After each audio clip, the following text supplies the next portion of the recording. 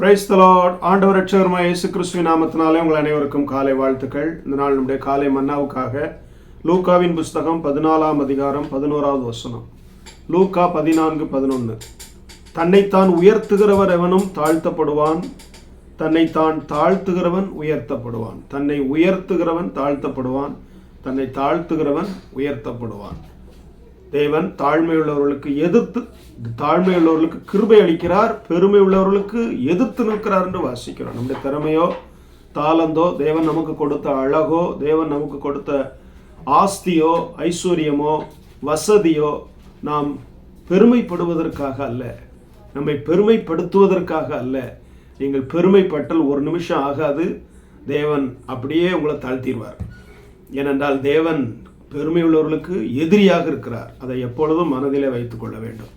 ஆனால் எவன் ஒருவன் எவ்வளவு வசதி இருந்தாலும் தன்னை தாழ்த்துகிறானோ தேவன் அவனை உயர்த்துவார் என்று நாம் வேதத்திலும் பார்க்க முடியும். வேதத்திற்கு வெளியிலும் பல பக்தர்கள் பரிசுத்தவான்களுடைய வாழ்க்கையில் நாம் பார்க்க முடியும். உதாரணமாக தானியேலுடைய வாழ்க்கையிலிருந்து ஒரு காரியத்தை உங்களோடு நான் பகிர்ந்து கொள்ள விரும்புகிறேன். தானியேலின் புஸ்தகம் 2ஆம் அதிகாரத்தில் நீங்கள் பார்ப்பீர்களேனால், ராஜாவுக்கு ஒரு சொப்பனம் வருகிறது, நேபுகாத்நேச்சாருக்கு.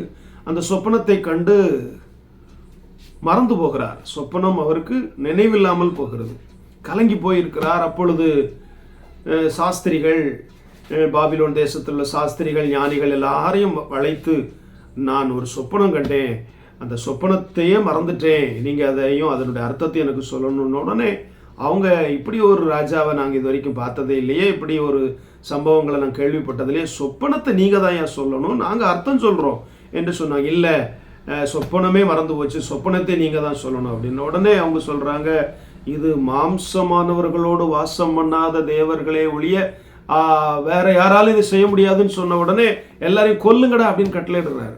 அப்போ எல்லாரும் கொல்லப்பட வேண்டும் என்று கட்டளை பிறப்பிக்கப்பட்ட பொழுது தானியேலுக்கு இந்த செய்தி கேள்விப்பட்டு, தானியேல் அந்த ஆரியோகினிடத்திலே பேசி, கொஞ்சம் தவணை கொடுங்க அப்படின்னு கேட்டான். சரின்னு சொல்லி தவணை கொடுக்கப்பட்டது. இதற்காக தானியேலும் அவனுடைய நண்பர்களும் தேவனை நோக்கி ஜெபம் பண்ணினார்கள் என்று வாசிக்கிறோம். ஆண்டவரே, எங்களுக்கு அந்த மறைபொருளை வெளிப்படுத்தும் என்று சொல்லி அவர்கள் ஜெபம் பண்ணும் பொழுது தேவன் அந்த மறைபொருளை வெளிப்படுத்தினார். அப்பொழுது அவகாசம் கேட்ட நாள் வந்த பொழுது தானியேல் ராஜாவுக்கு முன்பாக நிற்கிறார். ராஜா கண்ட சொப்பனம் ராஜாவுக்கு மறந்து போனது. அதை தானியேல் கண்ட சொப்பனத்தை தெளிவாக சொல்ல போயிருக்கிறார். போன இடத்துல இவர் சொல்லுகிற ஒரு காரியம் பாருங்க. இப்போ ரொம்ப ரொம்ப நம்மளா இருந்தா இன்னைக்கு எப்படி இருந்திருப்போம். இந்த இடத்துல இப்போ ராஜா கண்ட சொப்பனம் மறந்துருச்சு, அதை உலகத்துல ஒரு மனுஷனாலும் சொல்ல முடியல.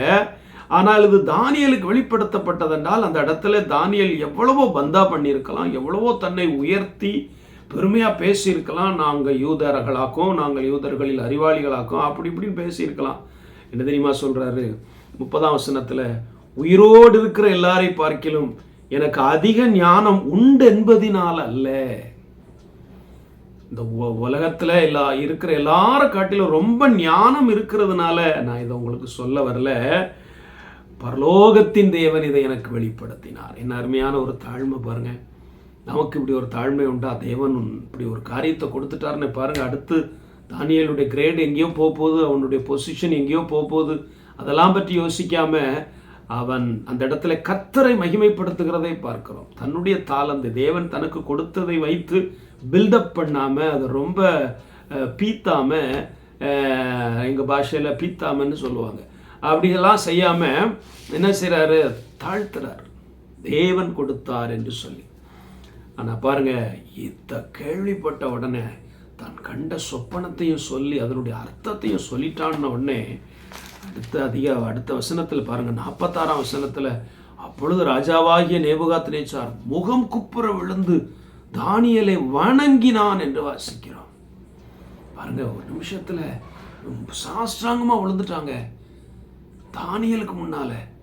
சரி அப்பா, உன்னை மாதிரி ஒரு மனுஷன் உலகத்துல யாருமே கிடையாது அப்படின்னு சொல்லி உடனே அவனை பெரியவனாக்கி அவனுக்கு அநேகம் வெகுமதிகளை கொடுத்து அவனை பாபிலோன் மாகாணம் முழுவதுக்கும் அதிபதியாகவும் ஞானிகளுக்கெல்லாம் பிரதான தலைவராகவும் ஏற்படுத்தினான்.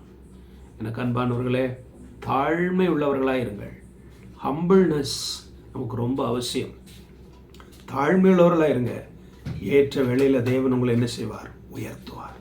தானியேலுக்கு கொடுக்கப்பட்ட அந்த ரெவலேஷன் அவரை பெருமைக்கு இடம் கொடுக்கவில்லை. அவர் அதிலும் கர்த்தரைத்தான் மகிமைப்படுத்தினார். எனக்கு ஞானம் இருப்பதுனாலே அல்ல என்று சொல்லி அந்த இடத்துல தன்னை அப்படியே அர்ப்பணித்தார். எனவே தாழ்மையுள்ளவர்களாக இருப்பார். உங்கள் பேச்சிலே தாழ்மை, ஜீவியத்திலே தாழ்மை, நடையிலே உடையிலே எல்லாவற்றிலும் தாழ்மையாக இருங்க. ராயலாக வாழலாம், ஆனால் பந்தாவாக வாழக்கூடாது. கர்த்தருடைய பிள்ளைகள் எல்லாவற்றிலும் ஆசீர்வாதமாக இருக்கணும், குவாலிட்டியாக இருக்கணும், பெஸ்ட்டாக இருக்கணும். ஆனால் பந்தா பண்ணக்கூடாது, ரொம்ப ஓவர் பில்டப் கொடுக்கக்கூடாது. எனவே கர்த்தருக்கு முன்பாக தாழ்மைப்படுங்கள், கர்த்தர் உங்களை உயர்த்துவார். நல்ல ஆண்டவரே, இந்த நாளுக்காய் ஸ்தோத்திரம். நீர் தந்த ஆலோசனைகளுக்காக நன்றி. தானியேல் தன்னை எவ்வளவு தாழ்மையாக நடந்து கொண்டார். கர்த்தர் அவர்களை உயர்த்தினீர் அப்பா. அதுபோல நாங்களும் அவ்வாறு எங்களை தாழ்த்த கிருபை. பைபிளில் வாசிக்கிறோம், தன்னை தாழ்த்துகிறவன் உயர்த்தப்படுவான், உயர்த்துகிறவன் தாழ்த்தப்படுவான் என்று சொல்லி அந்த தாழ்மையின் இருதயத்தை, அந்த மன தாழ்மை எங்களுக்கு நீர் தார். உம்மிடத்தில் இருந்த அந்த தாழ்மையை எங்களுக்கு நீர் தர வேண்டும் என்று சொல்லிக்கிறதை கேட்கிற ஒவ்வொருவரை ஆசீர்வதியும்.